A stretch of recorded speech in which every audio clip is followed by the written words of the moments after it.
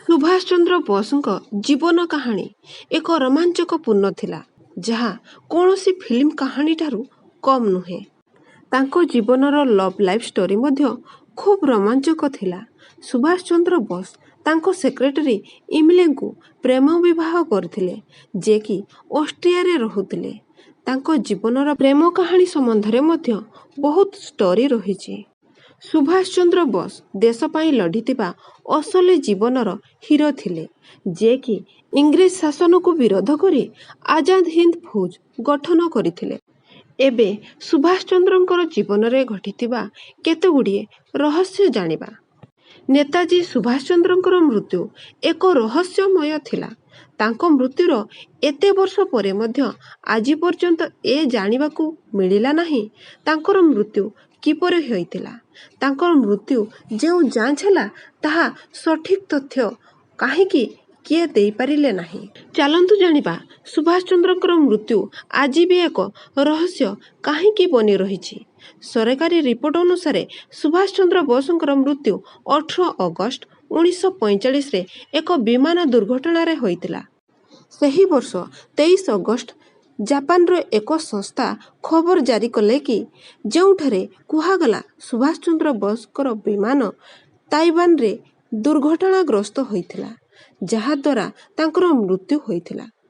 କିନ୍ତୁ କିଛି ଦିନ ପରେ ଜାପାନ ସରକାର ବୟାନ ଜାରି କଲେ କି ତାଇୱାନରେ ସେଭଳି କୌଣସି ଦୁର୍ଘଟଣା ହୋଇନଥିଲା। ଏହି ବୟାନକୁ ଆହୁରି ସଂଶୟ ବଢ଼ିଗଲା।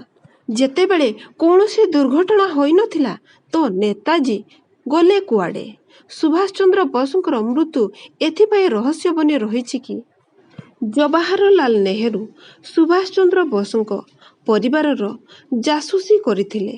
ଏପ୍ରିଲ 2015ରେ ଏହି ଘଟଣା ଆଇବିର 2 ଫାଇଲ ସାର୍ବଜନୀନ ହେଲା। ଏହାପରେ ବିବାଦ ଆରମ୍ଭ ହେଲା, ଯାହା ଅନୁସାରେ ଆଇବିର 2 ଫାଇଲ ସ୍ୱାଧୀନ ଭାରତରେ 2 ଦଶନ୍ଧି ଧରି ଆଇବି ନେତାଜୀଙ୍କ ପରିବାରର ଜାସୁସି କରିଥିଲେ। କିଛି ଲୋକଙ୍କ ମାନିବା କଥା, ପଣ୍ଡିତ ନେହେରୁଙ୍କର ସନ୍ଦେହ ଥିଲା ସୁଭାଷ ଚନ୍ଦ୍ର ବୋଷଙ୍କର ମୃତ୍ୟୁକୁ ନେଇ। ତେଣୁ ସୁଭାଷ ଚନ୍ଦ୍ରଙ୍କ ଘରେ ସମସ୍ତ ଫାଇଲ ଏବଂ ଚିଠିର ଯାଞ୍ଚ କରୁଥିଲେ। ଯଦି ନେତାଜୀ ତାଙ୍କ ପରିବାର ସହ ସମ୍ପର୍କ କଲେ, ତାହା ଜଣାପଡ଼ିବ। ପରେ ସୁଭାଷ ଚନ୍ଦ୍ରଙ୍କର ଯାଞ୍ଚ କରିଥିବା 37ଟି ଫାଇଲ ସରକାର ସାର୍ବଜନୀନ କରିଥିଲେ। କିନ୍ତୁ ଏହି ସବୁ ଫାଇଲରେ ବି ସବୁତ ମିଳିଲା କି ସୁଭାଷ ଚନ୍ଦ୍ରଙ୍କର ମୃତ୍ୟୁ ବିମାନ ଦୁର୍ଘଟଣାରେ ହିଁ ହୋଇଥିଲା। ନେତାଜୀଙ୍କର ସମର୍ଥକମାନେ ମାନୁ ନଥିଲେ କି ସେ ଦେଶ ସ୍ୱାଧୀନ ହେବା ସମୟରେ ମଧ୍ୟ ଜୀବିତ ଥିଲେ, କିନ୍ତୁ ଏହି କଥାର କୌଣସି ସତ୍ୟତା ନାହିଁ। ଆଜି ବି ଏହି ଘଟଣାର ରହସ୍ୟ ଘେରରେ ରହିଛି କି 1945ରେ ବିମାନ ଦୁର୍ଘଟଣାରେ ହିଁ ସୁଭାଷ ଚନ୍ଦ୍ରଙ୍କର ମୃତ୍ୟୁ ହୋଇଥିଲା। କିଛି ବର୍ଷ ପୂର୍ବରୁ ନେତାଜୀଙ୍କ ମୃତ୍ୟୁ ସହ ଜଡ଼ିତ ଏକ ଘଟଣା ସାମ୍ନାକୁ ଆସିଥିଲା। କୁହାଯାଏ କି ଗୁମନାମୀ ବାବା ହିଁ ନେତାଜୀ ସୁଭାଷ ଚନ୍ଦ୍ର ଥିଲେ। କ'ଣ ନେତାଜୀ ସୁଭାଷ ଚନ୍ଦ୍ର ବୋଷ ଗୁମନାମୀ ବାବା ଥିଲେ? କ'ଣ ନେତାଜୀ ଗୁମନାମୀ ବାବା ବନି ଜୀବନର ଅନ୍ତିମ ସମୟ ଫୌଜାବାଦରେ ଅତିବାହିତ କରିଥିଲେ? ନା, ଗୁମନାମୀ ବାବା ନେତାଜୀଙ୍କ ବହୁତ ଖାସ୍ ଥିଲେ। 17 ସେପ୍ଟେମ୍ବର 1985ରେ ଏହି କାହାଣୀର ଆରମ୍ଭ ହୁଏ, ଯେତେବେଳେ ଫୌଜାବାଦରେ ଗୁମନାମୀ ବାବାଙ୍କର ମୃତ୍ୟୁ ଘଟିଥିଲା। ମୃତ୍ୟୁର 2 ଦିନ ପରେ 19 ସେପ୍ଟେମ୍ବର 1985ରେ ସନ୍ଧ୍ୟା ପ୍ରାୟ 4ଟାରେ ଫୌଜାବାଦର ଗୁପ୍ତାର ଘାଟରେ ଶରୀଫ ନଦୀ କୂଳରେ ଗୁମନାମୀ ବାବାଙ୍କର ଅନ୍ତିମ ସଂସ୍କାର କରିଦିଆଯାଏ। କିନ୍ତୁ ଆଶ୍ଚର୍ଯ୍ୟର କଥା, ତାଙ୍କ ଚେହେରା କାହାକୁ ବି ଦେଖିବାକୁ ଦିଆଯାଏ ନାହିଁ। ଗୁମନାମୀ ବାବାଙ୍କର ମୃତ୍ୟୁ ପୂର୍ବରୁ ହିଁ ତାଙ୍କ ଜୀବନ ଏକପରି ଗୁମନାମ ଥିଲା। ଏହାର କାରଣ ଥିଲା ଗୁମନାମୀ ବାବା ଗୁପ୍ତ ଭାବରେ ରହୁଥିଲେ। ସାଧାରଣ ଲୋକ ତାଙ୍କ ଚେହେରା ଦେଖିପାରୁ ନଥିଲେ। ସେ କିଛି କିଛି ଦିନ ପରେ ଭଡ଼ା ଘର ବଦଳାଉଥିଲେ। ଏହିପରିକି ତାଙ୍କ ନିଜ ସେବକ ମଧ୍ୟ କିଛି ଦିନ ପରେ ହିଁ ବଦଳି ଯାଉଥିଲେ।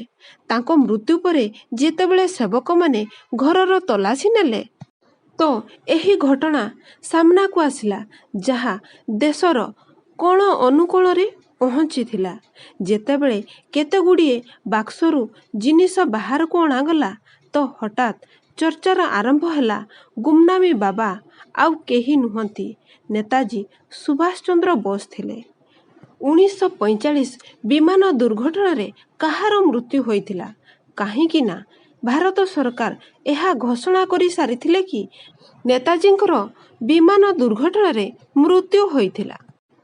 ଶେଷରେ ସେହି ଜିନିଷ କ'ଣ ଥିଲା ଯାହା ଗୁମନାମୀ ବାବାଙ୍କୁ ନେତାଜୀ ବତାଉଥିଲା?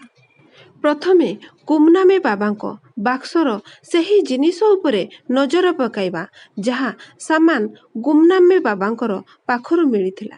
ସେଥିରେ ପ୍ରତିବର୍ଷ 23 ଅଗଷ୍ଟକୁ ମନାଯାଉଥିବା ନେତାଜୀଙ୍କର ଜନ୍ମୋତ୍ସବ ଫଟୋ ଥିଲା। ନେତାଜୀଙ୍କ ପରି ପିନ୍ଧୁଥିବା କେତେଗୁଡ଼ିଏ ଗୋଲ ଚଷମା ଥିଲା। 555ଟି ସିଗାରେଟ୍ ଥିଲା ଏବଂ ବିଦେଶୀ ମଦ ରହିଥିଲା। ଏହା ବ୍ୟତୀତ ସୁଭାଷ ଚନ୍ଦ୍ର ବୋଷଙ୍କ ମାତା ପିତା ଏବଂ ପରିବାରର ଫଟୋ ଥିଲା। ଏକ ହାତଘଣ୍ଟା ଥିଲା ଏବଂ ଆଜାଦ ହିନ୍ଦ ଫୌଜର ଏକ ୟୁନିଫର୍ମ ବି ଥିଲା। ଏହା ବ୍ୟତୀତ କେତେଗୁଡ଼ିଏ ଖବରକାଗଜ, ଜର୍ମାନ, ଜାପାନ ଏବଂ ଇଂରାଜୀ ସାହିତ୍ୟର ବହୁତ ଗୁଡ଼ିଏ ପୁସ୍ତକ ରହିଥିଲା। ତଥ୍ୟ ଅନୁସାରେ ଗୁମନାମୀ ବାବା ଖୁବ୍ ସୁନ୍ଦର ଭାବରେ ଜର୍ମାନ, ଜାପାନ, ଇଂରାଜୀ କହୁଥିଲେ। ସେତିକି ନୁହେଁ, ହାତରେ ବନିଥିବା ସେହି ଜାଗାର ନକ୍ସା ବି ଦେଖିବାକୁ ମିଳିଥିଲା ଯେଉଁଠାରେ ନେତାଜୀଙ୍କର ବିମାନ ଦୁର୍ଘଟଣା ହୋଇଥିଲା।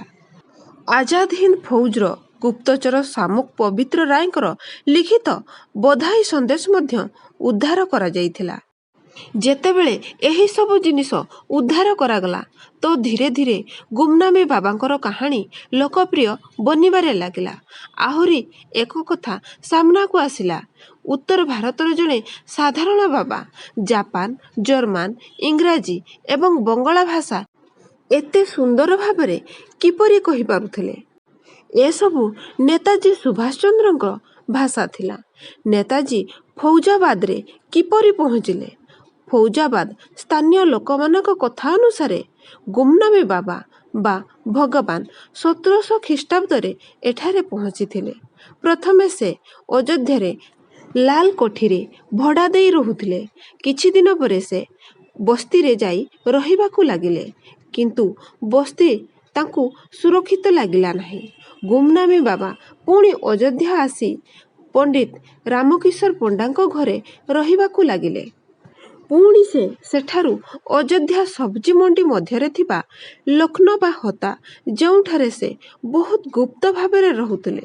ତାଙ୍କ ଶେଷ ସମୟରେ ସେ ଫୈଜାବାଦର 2 କୋଠରୀ ଥିବା ଘରେ ରହୁଥିଲେ, ଯେଉଁଠାରେ ତାଙ୍କର ମୃତ୍ୟୁ ହୋଇଥିଲା। ଗୁମନାମୀ ବାବାଙ୍କ ମୃତ୍ୟୁ ପରେ ତାଙ୍କ ଜିନିଷପତ୍ର ସହ ଏମିତି କଥା ବି ବାହାରକୁ ଆସିଲା ଯାହାକୁ ନେଇ ଲୋକଙ୍କ ବିଶ୍ୱାସ ହୋଇଗଲା ଗୁମନାମୀ ବାବା ହିଁ ନେତାଜୀ ଥିଲେ। ଗୁମନାମୀ ବାବା ଫୈଜାବାଦ କିପରି ଆସିଲେ? ଏହି ବିଷୟରେ କାହାକୁ କିଛି ସଠିକ ଭାବରେ ଜଣା ନଥିଲା।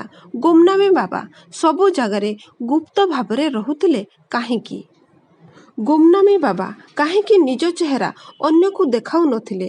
ସେମାନେ କେଉଁ ବ୍ୟକ୍ତି ଥିଲେ ଯେଉଁମାନେ ପ୍ରତିବର୍ଷ 23 ଜାନୁଆରୀ ଏବଂ ଦୁର୍ଗା ପୂଜାରେ ଗୁମନାମୀ ବାବାଙ୍କୁ ଭେଟିବା ପାଇଁ ଗୁପ୍ତ ରୂପେ ଆସୁଥିଲେ? 23 ଜାନୁଆରୀ ନେତାଜୀଙ୍କର ଜନ୍ମଦିନ ହୋଇଥାଏ। ଏହି 2 ଦିନ ବାବାଙ୍କର ବ୍ୟକ୍ତିଗତ ସେବକଙ୍କୁ ମଧ୍ୟ ତାଙ୍କୁ ଭେଟିବା ପାଇଁ ଦିଆଯାଉ ନଥିଲା।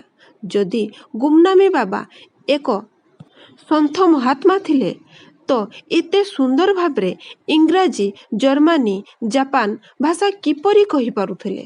ଗୁମନାମୀ ବାବାଙ୍କ ପାଖରେ ଦୁନିଆ ଭରୁକି ଖବରକାଗଜ, ପତ୍ରିକା, ସାହିତ୍ୟ, ସିଗାରେଟ୍ ଏବଂ ମଦ କିଏ ପହଞ୍ଚାଉଥିଲା? କୁହାଯାଏ କି ଗୁମନାମୀ ବାବାଙ୍କୁ ନେତାଜୀ ବୋଲି କାହାଣୀ ଜୋର ଧରିବାରୁ ସେତେବେଳେ ନେତାଜୀଙ୍କର ଝିଆରୀ ଲଳିତା ବୋଷ କଲିକତାରୁ ଫୈଜାବାଦ ଆସିଲେ ଏବଂ ଗୁମନାମୀ ବାବାଙ୍କର କୋଠରୀର ଜିନିଷ ସବୁ ଦେଖି ଏହା କହି କାନ୍ଦି ପକାଇଲେ କି ଏହା ସବୁ ତାଙ୍କ ଚାଚାଙ୍କର ଥିଲା। ଏହାପରେ ଗୁମନାମୀ ବାବାଙ୍କୁ ନେତାଜୀ ବୋଲି କହି ଏହାର ଯାଞ୍ଚ ପାଇଁ ବହୁ ଜାଗାରେ ପ୍ରଦର୍ଶନ ହେଲା। ଏହା ବହୁ ଲମ୍ବା ସମୟ ଚାଲିଲା। ସରକାର ଏହି ମାମଲାର ଯାଞ୍ଚ ପାଇଁ ମୁଖାର୍ଜୀ ଆୟୋଗ ଗଠନ କଲେ, କିନ୍ତୁ ଏହା ସାବ୍ୟସ୍ତ ହୋଇପାରିଲା ନାହିଁ କି ଗୁମନାମୀ ବାବା ହିଁ ନେତାଜୀ ଥିଲେ। ଏହାପରେ ଆଉ 2 କମିଶନ ଏହାର ଯାଞ୍ଚ କରିଥିଲେ। ଏହି ସମସ୍ତେ ଗୁମନାମୀ ବାବାଙ୍କୁ ନେତାଜୀ ମାନିବା ପାଇଁ ମନା କରିଦେଲେ। 2016ରେ ସରକାର ନେତାଜୀଙ୍କର ସମସ୍ତ ଡକୁମେଣ୍ଟ ଡିକ୍ଲାସିଫାଇଡ୍ କରିଥିଲେ। 10ଟି ସରକାରୀ ଇନଭେଷ୍ଟିଗେସନ ସେମ୍ କନକ୍ଲୁଜନ ଥିଲା କି ନେତାଜୀଙ୍କର ଡେଥ୍ ପ୍ଲେନ୍ କ୍ରାଶରେ ତାଇୱାନରେ ହୋଇଥିଲା। 1946ରେ ହରିନ ଶାହ କହିଥିଲେ, ଲୋକଙ୍କର ଏହା ମିଥ୍ୟା ପ୍ରଚାର କରୁଥିଲେ ନେତାଜୀଙ୍କର ଡେଥ୍ ସମ୍ବନ୍ଧରେ। ନେତାଜୀଙ୍କର ପରିବାର ମଧ୍ୟ ଏହି କଥାକୁ କିଛି ଲୋକ ମାନୁଥିଲେ, କିଛି ଲୋକ ମାନୁ ନଥିଲେ, କିନ୍ତୁ 70 ବର୍ଷ ପରେ ତାଙ୍କର ପରିବାର ଲୋକ ମଧ୍ୟ ମାନିନେଲେ ତାଙ୍କର ମୃତ୍ୟୁ ଏକ ପ୍ଲେନ୍ କ୍ରାଶରେ ହୋଇଥିଲା। ଆମେ ମଧ୍ୟ ଏହି କଥାକୁ ମାନିନେବା ଉଚିତ। ଆଜିର ଭିଡ଼ିଓଟି ଆପଣମାନଙ୍କୁ ଭଲ ଲାଗିଥିଲେ ଗୋଟିଏ ଲାଇକ୍ ନିଶ୍ଚୟ କରିଦିଅନ୍ତୁ। ଚ୍ୟାନେଲକୁ ପ୍ରଥମ ଥର ଆସିଥିଲେ ସବସ୍କ୍ରାଇବ୍ କରି ବେଲ୍ ଆଇକନକୁ ପ୍ରେସ୍ କରିଦିଅନ୍ତୁ।